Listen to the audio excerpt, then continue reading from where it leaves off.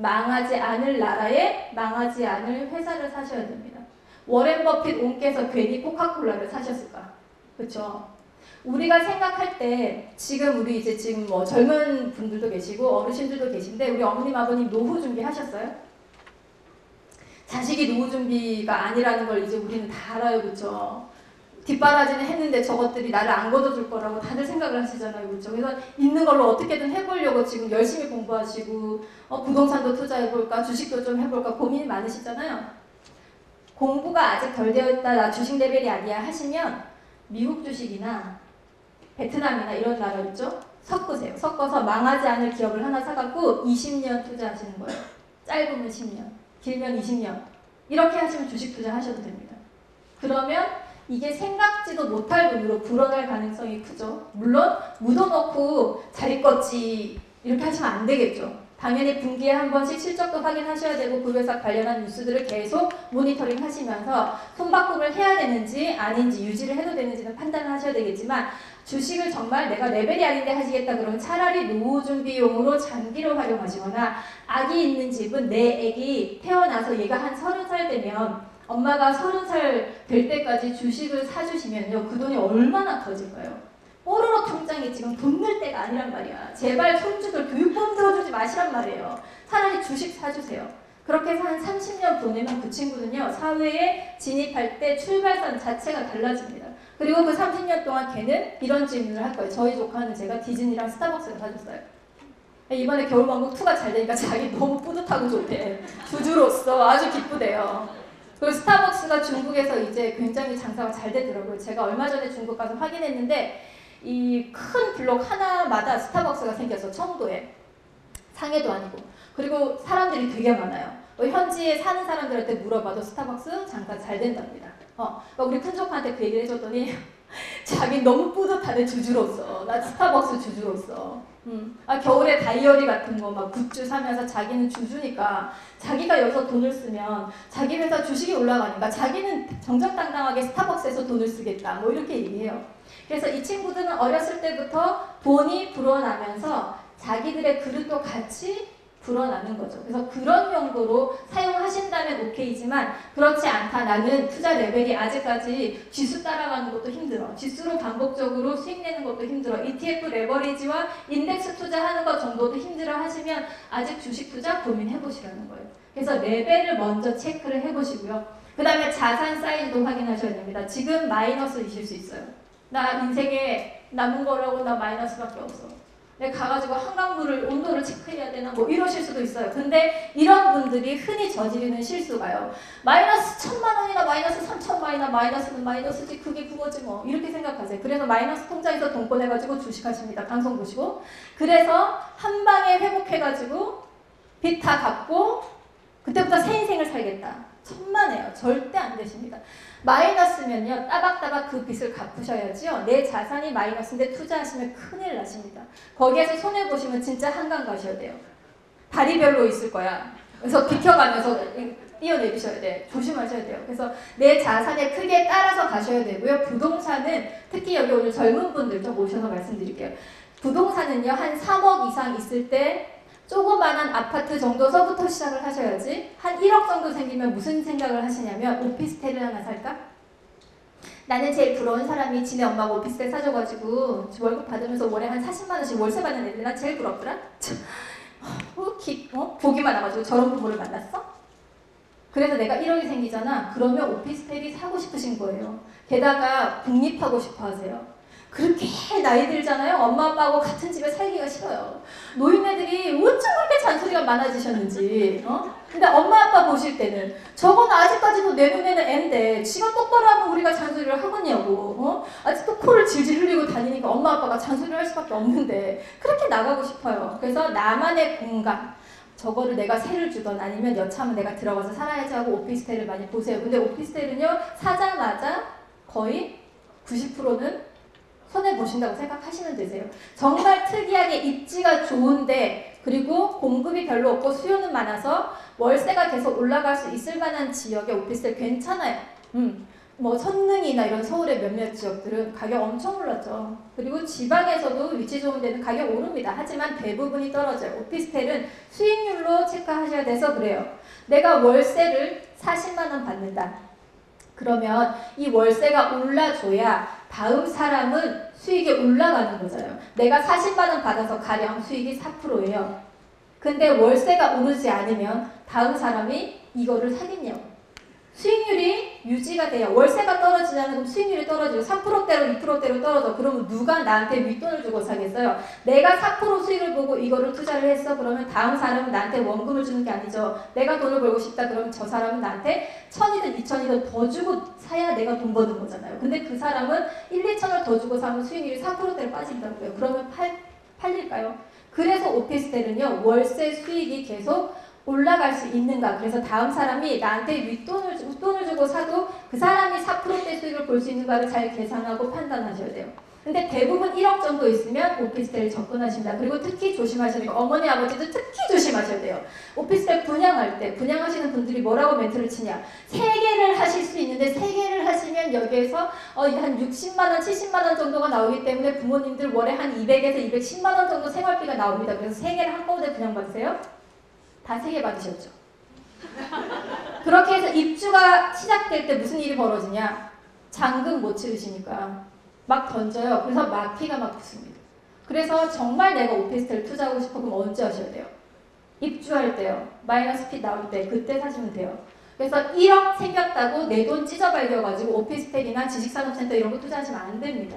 기다리셨다가 뭉쳐서요. 작은 집 하나 정도 투자할 만한 돈이 됐을 때 조그마더라도 황금성이 좋고 괜찮은 아파트 같은 것들로 부동산을 시작을 하시면 좋겠죠. 그래서 이거는 예시로 말씀을 드린 거지만 자산의 크기에 따라서도 그렇게 투자를 전략적으로 가져가실 필요가 있으시고 내 투자 레벨에 따라서도 투자 전략을 맞춰서 갖고 가셔야지. 내 몸에 맞추듯이 옷을 맞추셔야지.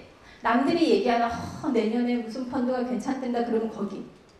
요새 슬슬 리츠에 대해서 막 기사가 많이 나오죠. 몇 프로 수익을 받네. 어제 꼭지예요.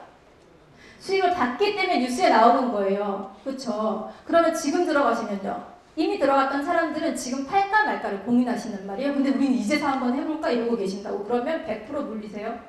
그래서 내년에 핫한 금융상품은 뭐 2020 재테크 트렌드 다 필요 없어. 다 필요 없고요. 나한테 맞는 방법, 나한테 맞는 전략을 찾아내셔야 되고요. 그 방법을 지금 제가 계속해서 설명을 드리고 있는 거예요. 아까 우리가 경제전망 제가 간단하게 해드렸잖아요. 그에 따라서 전략을 어떻게 갖고 가는지도 간단하게 설명을 드렸어요. 근데 그 와중에 내 레벨은 그냥 지수 플레이 정도야 하시면 미국에 어떻게 접근하시면 좋을까요? 많이 빠질 때 인버스로 ETF를 들어가 보신다던가 아니면 반등이 예상이 될 때 레버리지로 S&P 500 ETF 같은 걸 들어가 보신다던가 중국도 마찬가지죠. 인버스를 투자한다던가 아니면 레버리지를 투자한다던가 아니면 그냥 지수에 투자하시다던가 이렇게 투자를 하시면 되죠. 근데 나는 인덱스고 ETF가 뭔지도 몰라. 그러면 어떻게 하시면 돼요? 투자 안 하시면 돼요. 투자 안 하시고 현금을 보유하시면서 공부하시면 돼요. 남들이 다 저기에 주식 투자하고 ETF하고 막 천연가스도 하고 원자재도 하고 막 금도 하고 달러도 하는데 나는 바보같이 왜 가만히 있지? 가만히 계셔도 돼요. 모르는 걸 해서 안 걸리는 것보다 100번 낫다고. 제발 모르는 거 하지 마세요. 모르는 거 하시고 나서 하고 나서 와서 물어보세요. 나 이거 했는데 어떻게 하면 좋겠니? 뭐 어쩌라고. 이미 하셨잖아요. 그죠? 그래서 내년에는요. 내 수준에 맞게, 내 상황에 맞게 남들 뭐라고 하는 신경도 쓰지 마세요. 어차피 우리는요. 돈 하면서 사는 사람들이에요. 오늘 이 자리까지 오셨다는 건 엄청나게 돈을 사랑하시는 분들이세요. 제 중국 지인이 그러더라고요. 언니, 유태인보다 중국 사람들이 돈 더 좋아해요. 우리 민족은 DNA에 돈 좋아하는 DNA가 있어요. 뭐 이렇게 얘기하더라고요. 중국에서는요. 돈 좋아하는 거 굉장히 자랑스럽게 얘기해도 된대요. 근데 우리나라만 희한하게 퍼부시하는 것 같아. 우리 내년부터 재테크, 돈 이런 얘기 좀 편하게 하셨으면 좋겠어요. 취미가 뭐예요? 라고 누가 물어보시면 뭐라고 대답하시겠어요? 2020년부터는? 나 투자가 취미잖아. 나 재테크가 취미잖아. 이렇게 말씀하세요. 나 돈 공부가 취미잖아. 얼마나 좋아요? 어쨌든 그래서 내 수준에 맞게 나에 맞는 포트폴리오를 짜시는 게 가장 중요합니다. 그게 핵심이에요. 자, 그러면 나 아직까지 수준이 안 됐어 하시면 어떻게 하시면 될까요? 그냥 마냥 눈 반쯤 뜨고 예적금만 하고 살 수는 없잖아. 세상이 바뀌었다면서요. 투자를 해야 된다면서. 근데 학교에서는 투자 공부를 아무도 안 가르쳐 줍니다. 왜? 절대 다수가 우둔한 상태에 계셔야 일부 소수에게 부가 집중되잖아요. 그래서 여러분께 학교 정규 커리큘럼에서 금융교육을 시킬 이유가 있겠어요? 없겠죠? 그래서 안 가르치는 거예요. 그럼 어떻게 해요? 우리가 스스로 공부해야죠. 근데 그 누구도 뭐를 어떤 순서로 어디까지 공부하라고 정리해주질 않습니다. 그렇죠? 왜 그럴까요? 시도 몰라서 그래요. 다들 그냥 몸으로 부딪히면서 배우신 거거든요. 그리고 아까 우리 교수님, 박사님 모셨죠? 다른 세계에 계신 분들이에요. 뇌가 우리랑 퀄리티가 좀 달라요. 그분들 뭐라 얘기하는지 사실 그냥 직선으로 얘기하면 되는데 왜 뺑글뺑글 돌려서 얘기하시냔 말이에요. 우리 알아듣게 얘기하라고. 그래서 결론이 뭐냐고. 그죠? 그러니까 고구마 100개 먹은 것 같잖아요. 근데 그분들은 그게 그분들의 언어이신 거예요. 뇌가 우리랑 다르게 생겼다니까. 그러니까 우리 비슷한 뇌끼리 제가 그래서 정리를 했어요. 어디서부터 어디까지 뭘 공부하시면 되는지. 자, 우리 재테크 전략 짤 때 뭐부터 보시자 그랬죠?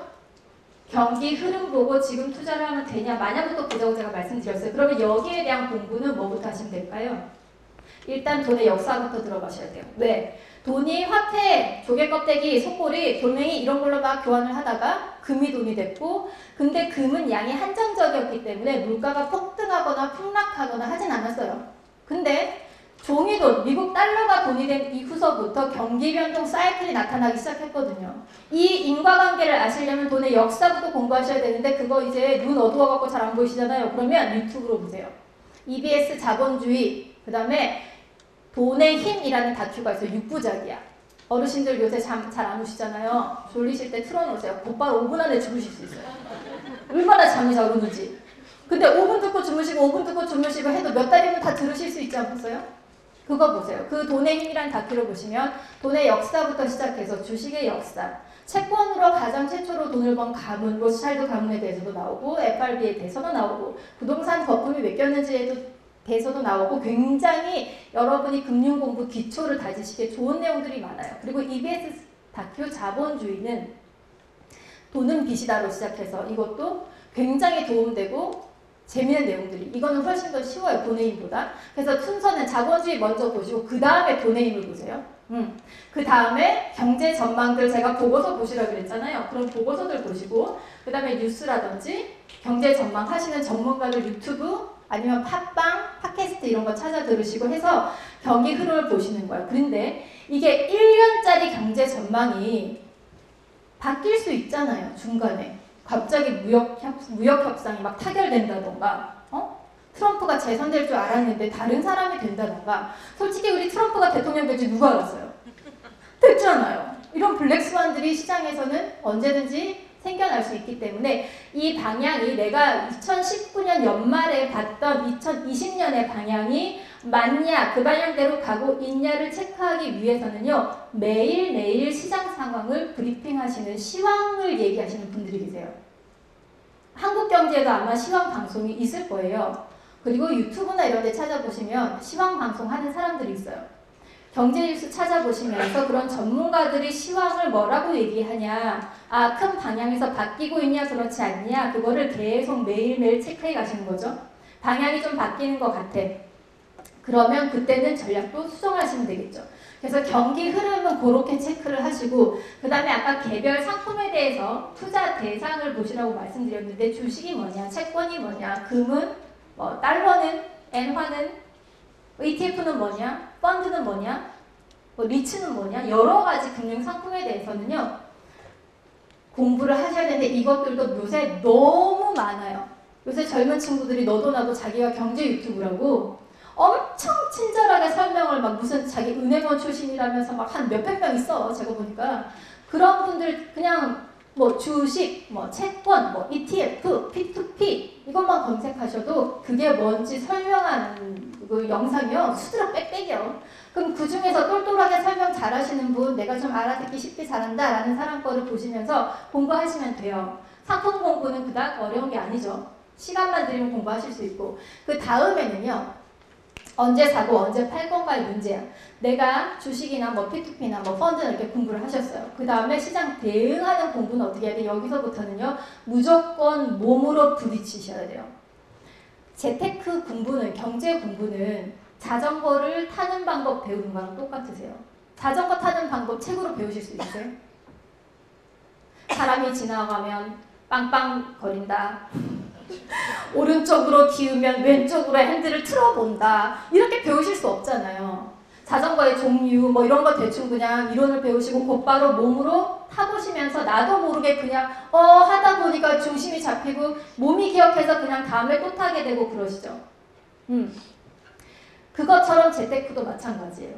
내가 현장에서 이론 공부 하신 걸 갖고 현장에서 부딪혀 보시잖아요. 그러면 그때부터 점점 감이 오기 시작합니다. 아, 이런 뉴스가 터지니까 장이 빠지더라. 장이 빠질 때 이렇게 대응하니까 수익을 보더라. 나는 이런 방법이 맞더라. 나랑은 안 맞더라. 이렇게. 그리고 내가 견딜 수 있는 마이너스는 어디까지더라. 나는 수익이 나면 이만큼만 되면 팔아버리더라. 뭐 이런 것들을 계속 몸으로 겪으시면서 세포에 쌓는 거야. 그래서 노하우가 체득화되게 만드셔야 돼요. 이런 과정으로 공부하시고 경험을 하시잖아요. 그러면 나만의 필살기가 생기세요.